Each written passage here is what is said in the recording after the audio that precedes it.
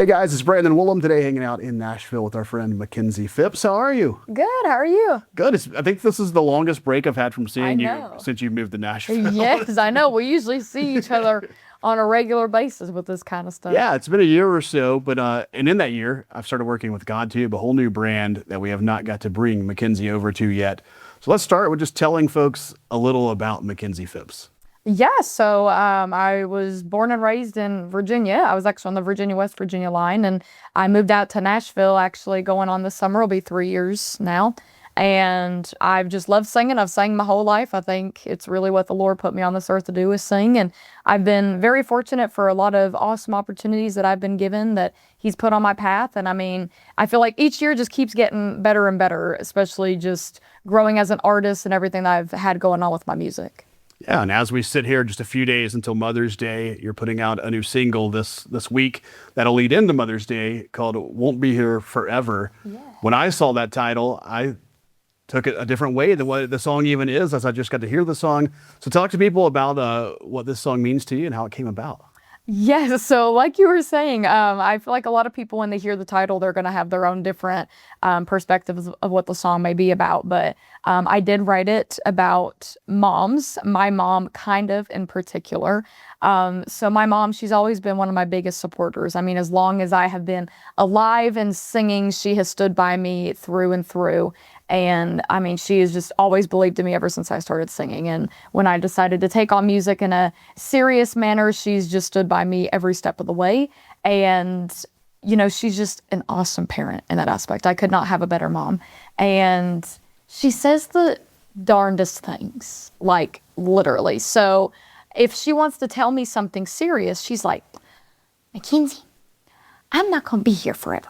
And I'm like, why do you say that? Like, that's so morbid. Like, I don't want to think of my mom not being here one day. I'm sure a lot of us, you know, we don't want to think of that day coming. And so my mom, she like would say it all the time. And I told her, I was like, you gotta quit saying that. Like, it's just sad. And she's like, what's the truth? And so I decided to write a song to show her what I think of when she tells me that little phrase that she likes to say. And, you know, especially as I've been getting a lot more into songwriting since I moved to Nashville, I really do enjoy writing about more serious or in-depth topics. And especially when it came to this song, I was really proud of how it turned out. It is one of my longest songs that I put out. It's a little over 4 minutes. And I really just couldn't shorten it because I just loved the whole story and how I ended up writing it. And so I put it out there not only for people who may be in the same situation as me, who love to cherish their mom who is currently present on this earth, but also some out there that may be missing their mamas. And, you know, especially, you know, like you said, Mother's Day is coming up, and that's like the cherry on top, releasing this song during that time. Because I know some people out there, whenever Mother's Day comes and they may not have their moms, they may get sad or they may be reminiscent. So I feel like they can turn to this song to relive their memories. When you were writing this song, did you let your mom in on this at all? Did you let her hear the demo of the process, or did she get the final version and then be like, what is this? No. So whenever I go about my songwriting process, so the words kind of come to me first. I know a lot of songwriters out there, they have different ways of songwriting. Some people, they hear the music first. I don't know how they do that. And then there's some people that they just, you know, write and then they add music later on. But for me, whenever songs come to me, it's almost like the words and the music both go in my head of how I want the melody to be arranged. And I don't know what key it's in or anything like that. So I'll be singing it in my head, writing it down, then I'll finally pick up a guitar and fiddle around and figure out, okay, what key am I singing in, that kind of thing. And so whenever I got done writing it and I had the arrangement the way I wanted it to, I usually record it on my phone just to have a reference for when I want to go in studio. So I sent it over to her and she responded and she was like, this is so beautiful, but so sad. And I was like, yeah, this is what I think of every time you say this. And I was like, I really want to release it, you know, here in early May. And I think it'd be great to, you know, have it out in your Mother's Day. And she's like, why? And I'm just like, because people may not be fortunate enough to have their moms on this planet. So, you know, that's why I put it out there. Yeah, and you recently got to play it at the Bluebird here in Nashville, a club that everybody in the country seems to know about. If not, you should look it up. Mm-hmm. But that was your first time ever getting to grace that stage that so many songwriters have been on. and you got to play your new single. So talk about that experience. Yes, it was so much fun. I had been waiting for my Bluebird debut for a while. I've been fortunate to go and do quite a few open mics, but every time I wanted to go and actually sign up for the writers round, I was always out of town whenever the little application went out that you could fill out and try to get a spot. So I had auditioned for the Bluebird one time, and I was like freezing because a lot of people don't know the audition process. So when you sign up and you get like a ticket, which is your spot to audition, you wait outside in line, and whatever order you come in, that's the order you audition. So I was like, okay, I really want to be like one of the first to go, that kind of thing. And the first time I auditioned, it was like freezing outside, like 30 degrees. And I waited outside for, I think, an hour and a half, and I was just so cold. So I went and sang like one of my lower register songs, and I was like, this ain't gonna go well. So I didn't make it through the first round. And then when I had re-auditioned, I decided to do one of my favorite songs that I've written, which is Pick Your Poison. And that was the lucky song that got me now into the Bluebird Cafe doing writers rounds. So whenever I got to do my debut, I did play Pick Your Poison as well as my new song, The Won't Be Here Forever. And it really touched my heart seeing everybody in the audience reacting to it. And there were quite a few tears that were shed that night. Yeah, that selection process kind of got you ready for something else that happened since I've seen you. Haven't got to see you since the Voice experience. So let's talk about that. You got to go on The Voice. You got to get one of the most unique judges. Talk about your experience with The Voice last season. Yes, Uncle Snoop. That was my iconic coach.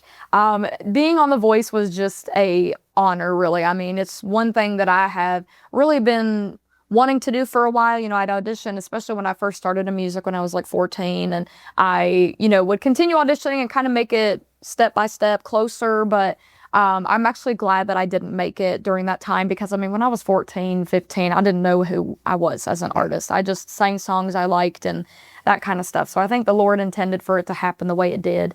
And so I just one day was like, why not audition again after a few years of not? And I went and performed for the executives, and they loved me, and they sent me out to California, and I got to meet all of the incredibly talented other artists that were on the show. And just being able to have auditioned was amazing, but to have made a team was just remarkable. And I mean, especially the stress that was on my audition, just being I was the last one that auditioned that made a team, was very nerve-wracking, very stressful, but we pulled through with Uncle Snoop, and I could not be more proud to be on his team.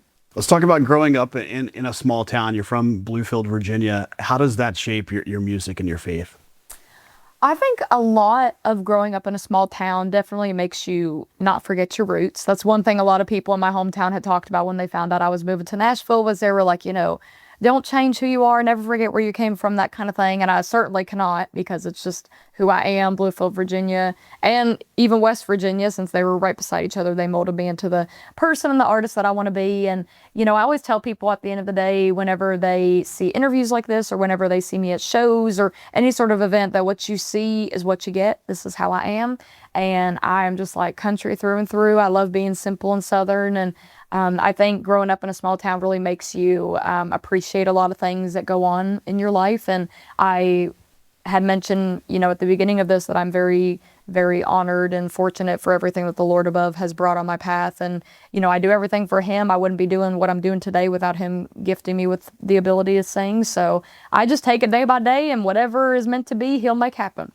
Yeah, and that small town, very proud of you. You got your own day. You got a key to the city. Yes. Talk about that phone call when they call you up after the big year you'd already had with Uncle Snoop. You get a call that you're going to get a key to a city and a Makenzie Phipps day. Yes, December 6th is Makenzie Phipps Day for all of those that may be in town that day. I don't For know all what those they're that gonna celebrate. do. Yes, I don't know what they're going to do. Maybe, since it's near Christmas, the town of Bluefield will get like Snoop on a stoop or something, because he sent me one of those. But it was so surreal just being recognized in that way from my hometown. I mean, they've always believed in me and supported me ever since I was the little girl with the big voice, as they called me. And I used to do, the Share the Fun 4-H talent shows, and I used to do different talent contests around the area. And then I started doing my own shows when I was 14. And, I just appreciate them still standing by me to this day, even while I'm in Nashville and pursuing this crazy thing I call music. And it really means a lot to me that they think that highly of me. Yeah, we go back to the voice thing for one more question. These things are recorded far in advance. How tough is it when you go back home to Bluefield and stuff and you can't tell the people what's going to happen when this show airs? Because how long was it between when it was filmed and when it aired?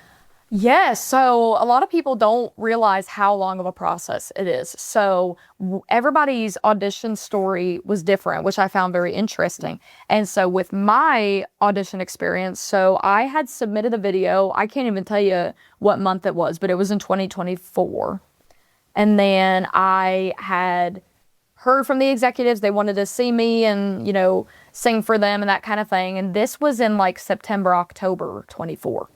And I had went and I did interview with them and they were like, okay, well, you're not going to know for 6 months whether you proceed to the next round of auditioning. Because, it's not just like you sing and you're on the stage. Like, there's so many different steps that have to go in place. So I was like, that's like 6 months away. At this time, I was planning my wedding because I had that going on in the middle of May. And so they let me know the end of February that I was proceeding with continuing the audition process. And then finally, they had informed us that we would be flying out the first week of June in 2025. And so I was like, thank God, I don't got to move a wedding. I don't got to deal with all that. So everything worked out the way it needed to. I got married. I went on my honeymoon and then I flew out to California in June. And I had done my portion of the show, which lasted until towards the end of August. And of course, that was in battles when I had gotten eliminated. But everybody else that was proceeding on the show, they were still out there for a few months.